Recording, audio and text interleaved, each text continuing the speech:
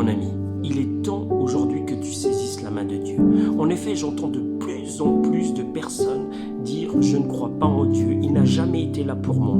J'aimerais te dire « Stop, arrête, tu as tort ». Pourquoi? Je ne veux pas, moi, te convaincre que Dieu existe. Ce n'est pas moi. Mais avant de dire une telle chose, as-tu fait cette expérience personnelle d'aller vers Dieu, de fléchir le genou, de crier à Dieu en disant « Seigneur, si tu existes, eh ben, viens ici me sortir de ce gouffre ». Est-ce que tu as fait déjà cette prière? Est-ce que tu es allé acheter une Bible et te nourrir de la parole de Dieu? Est-ce que tu as déjà été dans ta chambre, fléchir le genou et puis prier tout simplement? Donc tu ne peux pas dire que Dieu n'existe pas si tu n'as pas fait encore cela.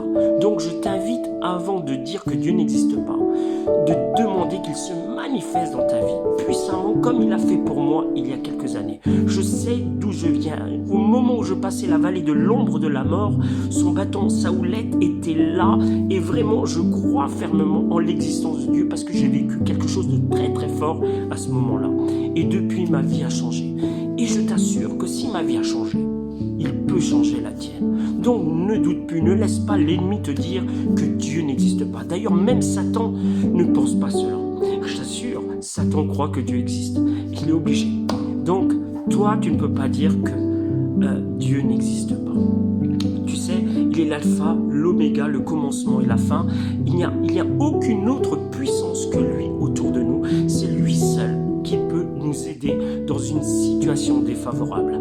Aujourd'hui, je t'invite vraiment, mon frère, ma soeur, à ne pas passer à côté de ce message.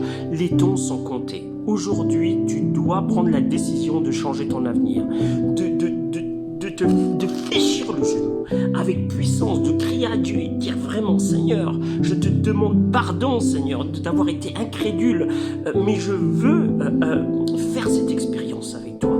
Je veux aujourd'hui, Seigneur, que tu changes ma vie. Je veux que tu transformes mes problèmes en joie, en victoire. » Il est capable de le faire, mon frère, ma soeur. Donc, ne doute plus. Il est important pour toi que tu changes ta mentalité et ta façon de voir les choses. Je t'assure, avant de dire que Dieu n'existe pas, eh ben, ouvre ta Bible et commence à lire. Et tu verras la gloire de Dieu. Que Dieu te bénisse.